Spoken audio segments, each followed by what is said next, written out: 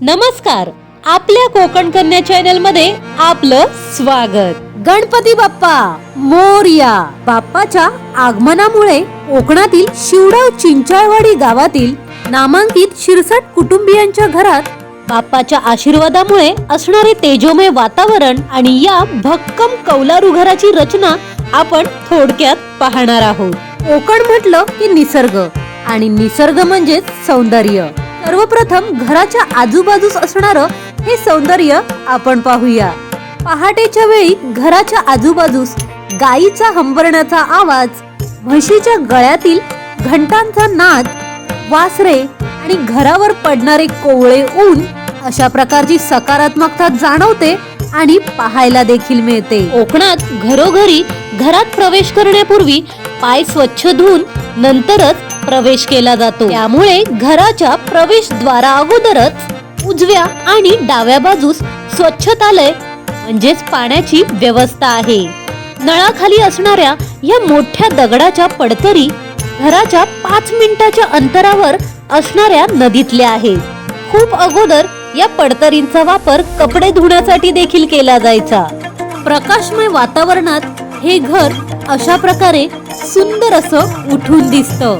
जुनं ते सोनं असं म्हटलं जातं, ते अगदी 200% खरं, कारण गावोगावी देखील स्लॅबची घरे झालेली आहेत। पण याच कौलारू घरामुळे गावाचा एक अनुभव मिळतो। विज्ञान पुढे गेल्यामुळे बऱ्याच गोष्टी बदलल्या। मुंबईच्या ठिकाणी असो किंवा गावच्या ठिकाणी असो, मातीच्या आणि कौलारू घरात राहण्यासाठी लोक पैसे मोजतात। कौलारू घरामुळे घराचं आणि गावचं गावपण हे टिकून राहिलेलं आहे। घराबाहेर बागडणाऱ्या या कोंबड्यांचे जतन केलेले आहे। यांच्यामुळे आम्हाला गावठी अंडी देखील खायला मिळतात आणि पहाटेच्या वेळी गजर लावायची देखील गरज नाही। यांच्या आरवण्यामुळे सकाळ झालेली कळते। माझ्या पंजोबांनी बांधलेली आणि खणलेली ही विहीर याचा व्हिडिओ तुम्ही पाहिलात। घरातील आणि बागेतील गोठ्यातील नळांना याच विहिरीचे कनेक्शन आहे। वाडीतील गोड्या पाण्याची म्हणून ही प्रसिद्ध विहीर आहे। घराच्या समोर ही सुंदर अशी भाताची शेती आहे। यातील काही कोपरे हे शिरसाट कुटुंबियांचे आहेत। वर्षभर ह्या शेतीचा तांदूळ घरात शिजला जातो। घराच्या बाहेर आमचं एक लँडमार्क होतं, ते म्हणजेच माझ्या काकाची बैलगाडी। तंत्रज्ञानात प्रगती झाल्यामुळे आता बैलगाडी देखील दिशेनाशी झाली आहे। लहान असताना काकाच्या बैलगाडीमध्ये बसून आम्ही फिरायचो। घराच्या बाहेर उजव्या बाजूस हा गायीचा गोठा आहे। अगोदर गोठा हा सुकलेल्या पिवळ्या गवतांनी बांधलेला असायचा, पण पावसाच्या दिवसात प्राण्यांच्या सुरक्षिततेसाठी चिऱ्यांचा आता गोठा बांधला जातो। या गोठ्यात गाय आणि तिचे सुंदर असे वासरू आहे, ज्याचे शुद्ध दूध आम्हाला मिळते। घराच्या 2 ते 3 मिनिटाच्या अंतरावर मांगर आहे। त्या मांगरात देखील 2 म्हशी आणि गाय आहे। वेळेअभावी आपल्याला तेथे जाता आले नाही, परंतु पुढच्या व्हिडिओमध्ये मी तुम्हाला तो मांगर दाखवण्याचा नक्कीच प्रयत्न करेन। प्रत्येक सणाला गायीची पूजा केली जाते। माझा शेतकरी काका आणि त्यांचा धाकटा मुलगा या सर्व प्राण्यांची देखभाल करतात। शिरसाट कुटुंबियांची लॉयल सिक्युरिटी गार्ड म्हणजेच ही डेझी। हिच्यामुळे आमच्या घराचे आणि घरातल्या माणसांचे संरक्षण होते। 28 वर्षांपूर्वी घराच्या डाव्या बाजूस बाहेरच्या दिशेला शौचालय बांधण्यात आले होते, पण आता 15 वर्षापूर्वीच या कौलारू घरात 3 वॉशरूम बनवण्यात आले। घराच्या बाजूस गरजू झाडांचं एक परसू आहे, जे परसू दोन्ही बाजूस आहे।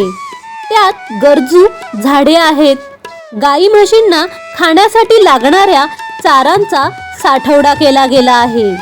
तिन्ही सांजेची वेळ म्हणजे संध्याकाळनंतर काळोख होतानाच्या वेळेस तिन्ही सांजेची वेळ म्हणजे संध्याकाळची वेळ, अगदी रात्रीच्या वेळेस देखील हे घर असेच प्रकाशमय आणि उठून दिसते। गावाकडील या घरातील लाल मातीत रुतलेली ही छोटीशी बाल्कनी, या बाल्कनीत गावकऱ्यांच्या काकाबरोबर बऱ्याच गप्पा रंगतात आणि आमच्या सर्व भावंडांची मजा मस्ती गप्पा करण्याची जागा म्हणजेच ही ही बाल्कनी. गावाला गेल्यावर आम्हाला अजिबातच दुपारची झोप नसते. याच डायनिंग वर बसून पत्ते खेळणे, मजा मस्ती करणे चालू असते. या डायनिंग वर बसून लंच आणि डिनर पण केला जातो, ते सुद्धा निसर्गाच्या अगदी सानिध्यात. या कौलारू घरात प्रवेश करण्यासाठी टोटल 5 एंट्रन्स आहेत. तुम्ही पाहत असलेला हा मुख्य प्रवेशद्वार. प्रवेशद्वाराच्या बाहेर दिसणाऱ्या भागास खळ असं म्हणतात. या खळ्यात खूप जुनाट असा चोपाळा देखील आहे. प्रत्यक्षात पाहिल्यावर घराबाहेरील हा खळा खूप मोठा आहे. या खळ्यात बसण्याची सोय केली गेली आहे. तब्बल 200 ते 250 माणसं या खळ्यात बसू शकतात, एवढी ही जागा मोठी आहे. तिन्ही सांजेच्या वेळेस म्हणजे सायंकाळी तुळशी वृंदाला हळद कुंकू लावून दीप प्रज्वलित केला जातो. साईबाबांची देखील पूजा केली जाते. दरवर्षी शिरसाट कुटुंबियांच्या घरी साईबाबांचा भंडारा असतो. साईबाबांच्या बाजूस 2 पुतळे दिसतील. हे पुतळे माझ्या जुळ्या आजोबांचे आहेत. भाऊ शिरसाट, आपा शिरसाट आणि बापू शिरसाट या तिन्ही नामांकित माझ्या आजोबांच्या नावाने या घराची ओळख आजही टिकून आहे. आणि प्रत्येक काकांनी आणि आत्यांनी उच्च शिक्षणाने आणि कर्तृत्वाने ही ओळख आजही जपून ठेवलेली आहे. आणि या सगळ्यांच्या पावलावर पाऊल ठेवून कुटुंबातील पुढची पिढी म्हणजे शिरसाट कुटुंबियातील सगळी भावंडे भविष्यात पुढे जाण्याचा प्रयत्न करत आहोत. सकाळी स्नान झाल्यावर बेलपत्र, जास्वंद, आंब्याची डहाळी आणि इतर फुले जमा करून देवघरात पूजा केली जाते.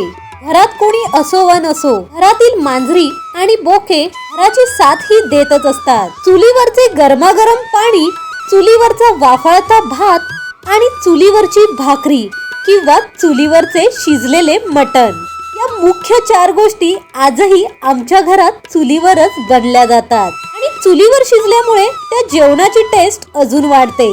जुन्या गोष्टी आजही जपलेल्या आहेत. आणि गेल्या 20 वर्षांपासून झटपट गोष्टींसाठी गॅसची व्यवस्था या घरात होतीच. गावातलं स्वयंपाकघर म्हणजेच कौलारू काचेतील भागातून येणारा सुंदर असा प्रकाश. स्वयंपाकघराच्या डाव्या बाजूस घरातील लोकांसाठी बेडरूम्स आहेत. या पूर्ण कौलारू घराला जोडलेला खळा आणि घराला असलेला लोटा या 2 गोष्टी सोडल्या तर हे कौलारू घर एकूण 16 खोल्यांचं आहे. यातील काही खोल्या या स्टोरेजसाठी बंद ठेवल्या गेल्या आहेत. शिरसाट कुटुंबियांच्या घरी 11 दिवसांचा गणपती बाप्पा असतो आणि या 11 दिवसात तिथीनुसार भाज्या आणि सर्व जेवण शिजलं जातं आणि आपल्या बाप्पाच्या आवडीनुसार नैवेद्य दाखवला जातो. किचनच्या बाजूला लागून असणाऱ्या हॉलमध्ये टीव्ही आहे आणि या हॉलला लागूनच अजून एक बेडरूम देखील आहे. खोल्यांच्या बाहेरील जागेला लोटा असं म्हणतात. या भागात देवघर आहे. या देवघरात आमचे बाप्पा बसलेले आहेत. 11 दिवस भजन, कीर्तन, पूजा यासारखे शुभ कार्य येथे होते. सूर मृदुंगाच्या वाजात घरात आनंदाचे वातावरण आणि सकारात्मकतेचे शुद्धीकरण सगळ्यांच्या मनामनांमध्ये भिनते. भजनाच्या वेळी नवनवीन पदार्थांचा बेत ठरला जातो. बुंदीचे लाडू आणि चहा पाण्याचा कार्यक्रम होतो. बाप्पाला नैवेद्य दाखवल्यानंतर गाईला आणि नंतर श्वानाला नैवेद्य दिला जातो. नंतर सर्व एकत्र कुटुंब एकत्र बसून केळीच्या पानावर वाढलेल्या सात्विक जेवणाचा आनंद लुटतात. जेवण झाल्यानंतर खोल्यांमध्ये भजनाला कुठे जायचं, भजनाचे डबलबारीचे विषय घरात भावंडांमध्ये चर्चेचा विषय असतात. गणपतीच्या वेळी सुगरण सगळ्या काकींच्या हातचे असे छान जेवण जेवायला मिळते.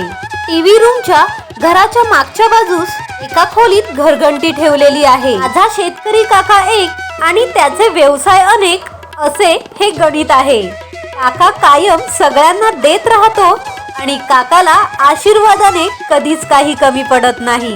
हे आहे घराचं पाटलं. मी मगाशीच म्हटलं या कौलारू घराला टोटल 5 एंट्रन्स आहेत. हा आहे या घराचा एक दुसरा भाग. हा घराचा भाग देखील 5 खोल्यांचा आहे. या घराच्या मागे देखील एक पाटलं आहे. या घराला लागून देखील एक वॉशरूम आहे. म्हणजेच या कौलारू घरात एकूण 3 वॉशरूम्स आहेत.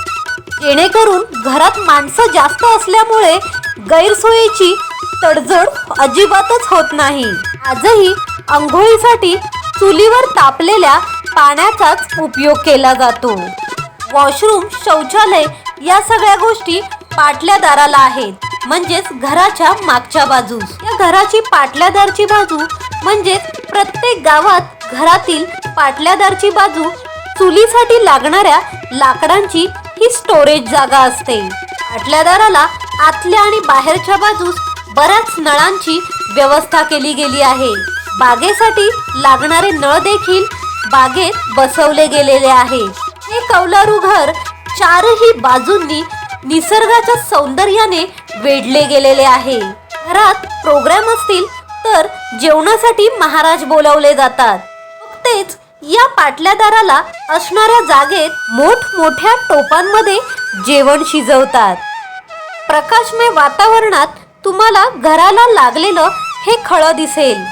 लहानपणी आम्ही सर्व भावंडे या खळ्यात खेळायचो. आम्ही सर्व बहिणी या खळ्यात दुकान मांडायचो. कधी आईचं पत्रक हरवलं तर कधी भातुकली हे सगळे खेळ खेळायचो. स्वामींचा हा फोटो लाकडात कोरला गेला आहे. इतर वेळी देवघराचे हे स्वरूप अशा प्रकारचे असते. आणि वर्षातून एकदा 11 दिवसांचा बाप्पा घरी आल्यावर घरातील क्षण हे सोनेरी बनतात. मग कशी वाटली तुम्हाला कोकणातील शिवडाव चिंचाळवाडी गावातील शिरसाट कुटुंबियांच्या कौलारू घराची होम टूर? तुमच्या प्रतिक्रिया कमेंट बॉक्स मध्ये नक्की कळवा. पुढचा व्हिडिओ घेऊन आपण लवकरच भेटू. तोपर्यंत thank you so much. Ganpati Bappa Morya.